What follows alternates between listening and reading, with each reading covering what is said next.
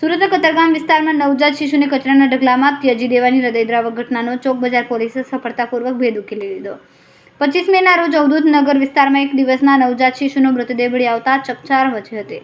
પોલીસે CCTV footage, technical analysis અને human ઇન્ટેલિજન્સના આધારે તપાસ હાથ ધરી।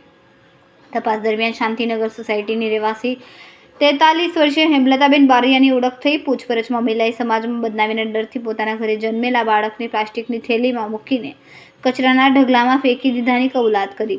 પોલીસે આરોપી મહિલાની ધરપકડ કરીને કાયદેસરની કાર્યવાહી હાથ ધરી। ગંભીર ગુનાનો માત્ર થોડા જ દિવસોમાં ભેદ ઉકેલી કાઢતા ચોક બજાર પોલીસની કામગીરીની પ્રશંસા થઈ રહી છે।